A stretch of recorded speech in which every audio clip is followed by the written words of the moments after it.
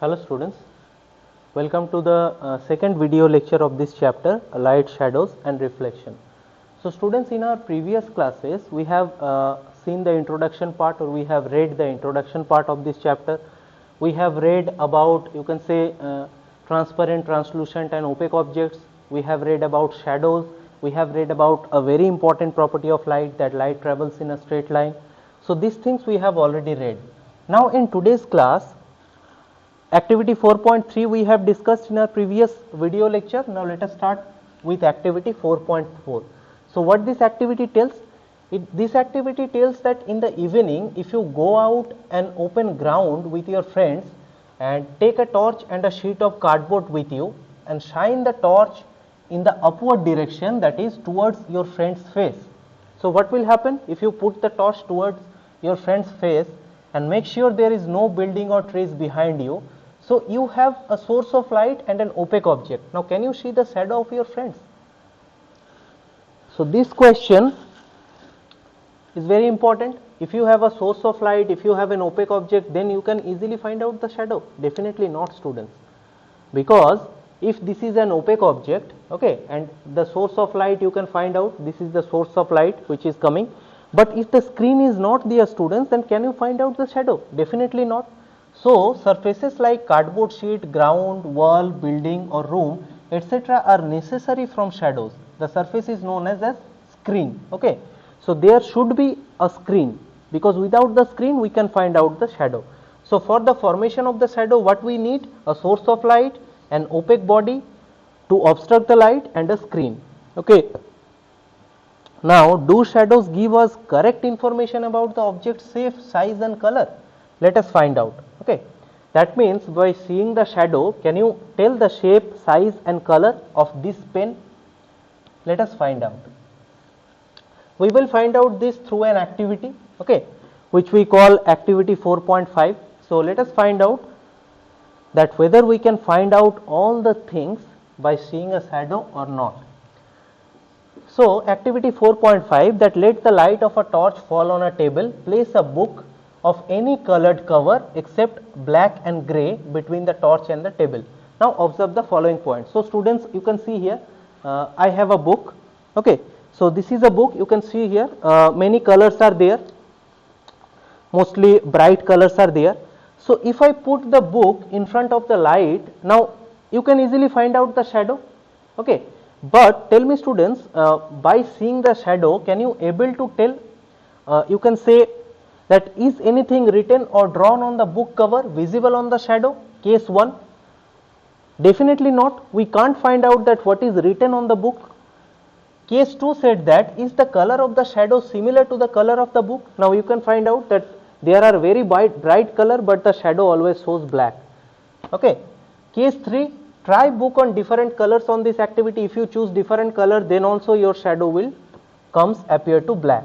And case 4, bring the torch closer to the book, observe the size and shape. Now when the source of light is very far away, you can see here the shadow, but when we move the book just, you can say, towards the light, now you can find out that the shadow will comes even bigger and bigger, okay. Okay, so these are the 4 things. Now you will observe that in case 1 we can't see the title or drawing of the book. Definitely I have shown you. In case 2 and 3, color and shadow remains black even for colored book also. And in case 4, the torch comes closer to the book, the size of the shadow increases, okay. So from these observations, that means from these 4 observations or from these 4 activities that we have seen, what we can conclude from these 4 activities, let us find out. So therefore we can conclude that shadows are formed only in the presence of light, very important. Second one is, there are always formed on the opposite side of the source of the light. If the source of the light is front side, then my shadow will appear on the back side, that means the opposite side of the light. And third case, the clarity, size and position depend upon the light and the source of the object, okay. So these are the 3 things that are important for shadows. Now very important, you can say, conclusion of shadow is a pinhole camera. What is a pinhole camera? Let us discuss. This is very important. This is an activity based on the shadows. We can call it as pinhole camera. So basically a pinhole camera is a simple device that works on the principle of the rectilinear propagation of light. Rectilinear propagation on light means light always travels on a straight line. Okay, this property.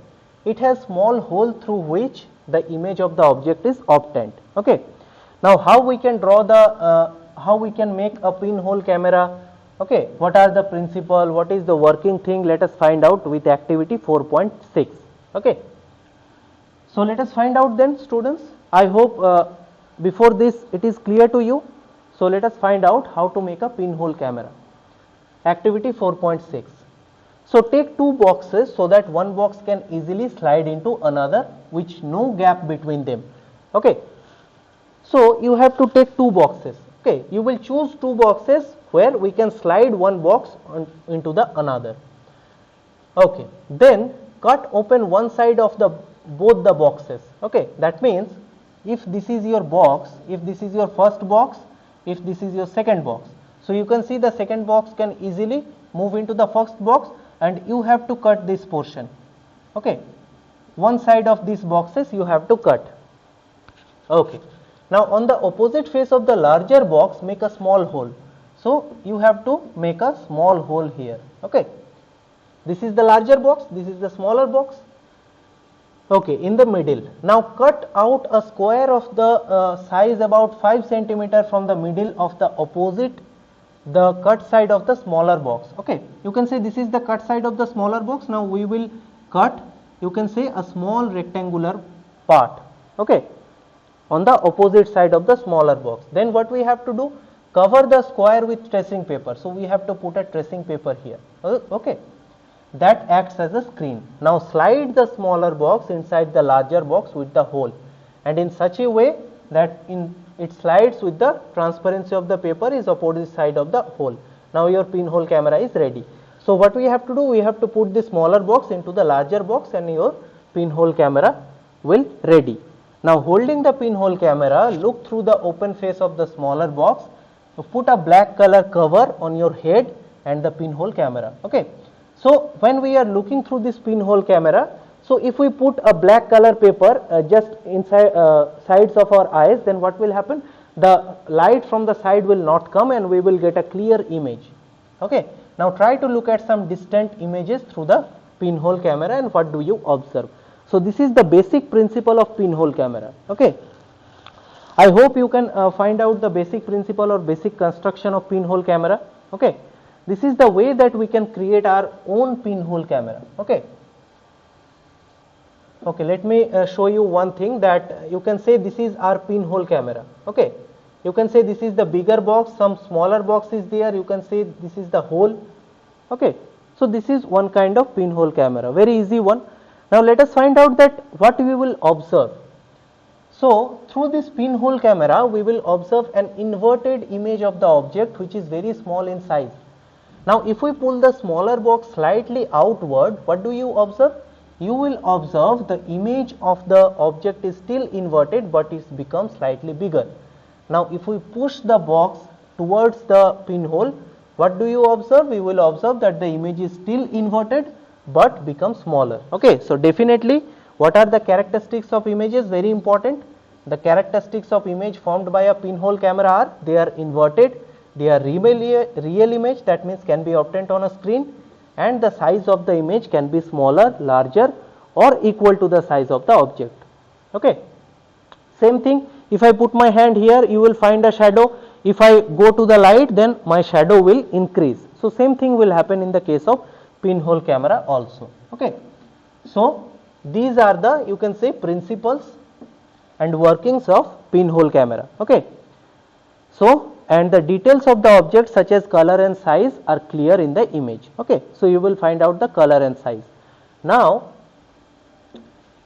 why we made our pinhole camera? Because we can easily find out the solar eclipse through this pinhole camera. So how to see a solar eclipse? Through this pinhole camera. Now many of you have seen solar eclipse, students. So in this solar eclipse what will happen? That in between sun and earth, moon will come. Okay, so that's why we can't be able to see the sun, and that thing we call it as solar eclipse. I hope in geography you have already read this. So we need a slightly different setup of pinhole camera to see a solar eclipse. Okay, fix your pinhole camera on a direction of the sun and cover it with a black cloth. Okay, so we have to, if this is the sun, then we have to put our pinhole camera here. Okay, and we have to cover it with a black cloth. Now lift the black cloth from the side screen to get the image of the sun. Now do you see a small circular image of the sun on the screen? Definitely you will, if you do this activity, you will get this kind of image. Watch these pinhole images of the sun when an eclipse starts. Adjust your pinhole camera and screen to obtain a clear image before the eclipse is to occur. Now you will notice, students, that the circular image of the sun becomes crescent, okay, less bright, and then disappears. It again reappears and gradually grows in size and turns into bright circular spot. Okay, so the you can say smaller box is there, so you, by adjusting the smaller box, you can find out a brighter image of the solar eclipse. Okay, so by you can see, using your pinhole camera, you can easily find out this kind of solar eclipse. Okay, now students, there are this type of pinhole camera, by using two boxes we can easily made, but there are some natural pinhole camera are there in our surroundings. Okay, so let us discuss about natural pinhole camera.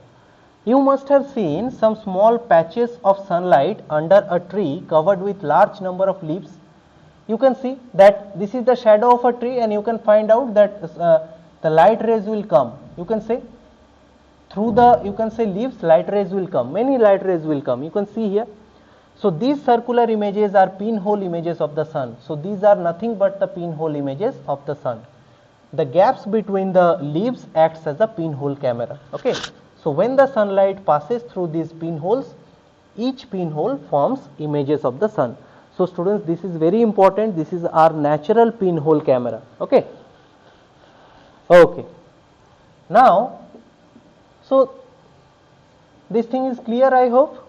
So next thing is there, difference between shadows and image formed by a pinhole camera. Okay, now we have studied both a shadow and an image formed by a pinhole camera.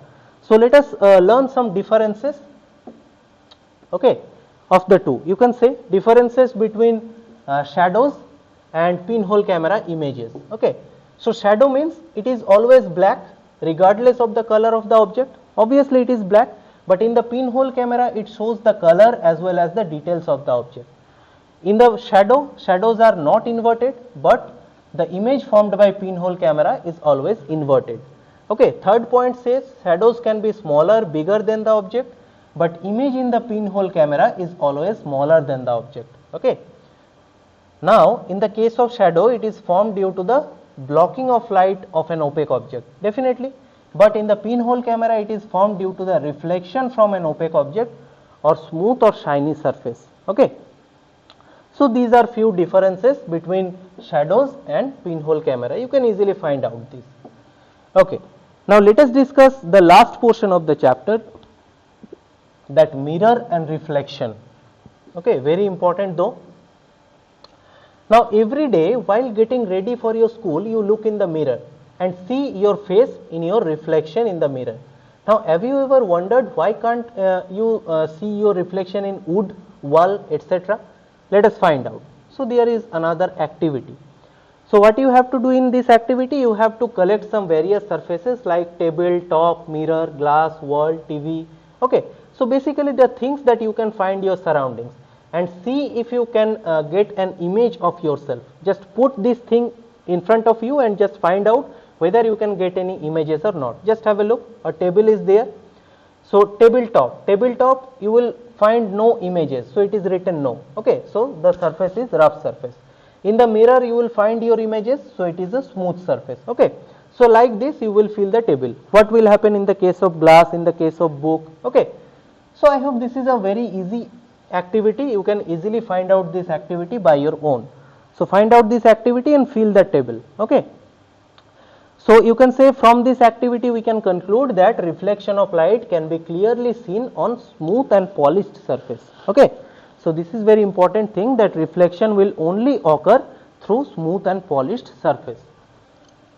Okay, now one more activity is there, activity 4.8, that carry out this activity with your friends at night on a dark room and ask your friend to hold the mirror in his or her hand. Now allow the beam of torch light to fall on the mirror by your friend and observe what happened to the light beam after it strikes a plane mirror. So you will take a plane mirror, your friend will stand there and he will put a torch, and when the torch light will fall on the plane mirror, then what will happen? Let us find out that if the light will falls on a plane mirror, what will happen? So this activity shows that the plane mirror changes the direction of light that falls on reflects the light. So you can see here one type of mirror is there. So you can see, you can find out the reflection of my light will fall through my watch, and you can find out, see, this is the reflection. Okay, this is the reflection. You can see here. So same thing happen in the case of plane mirror. So this activity shows that the mirror changes the direction of light that falls on reflection of the different direction. Okay. So students, with this we have completed the chapter. I hope you like the session. Okay. So what you have to do, students, now you have to go through the chapter. Okay. Just try to find out the concept, watch the videos again and again, and try to find out the exercise questions. So that's all for today's video lecture, students. In the next video lecture we will start a new chapter. Okay. Thank you all.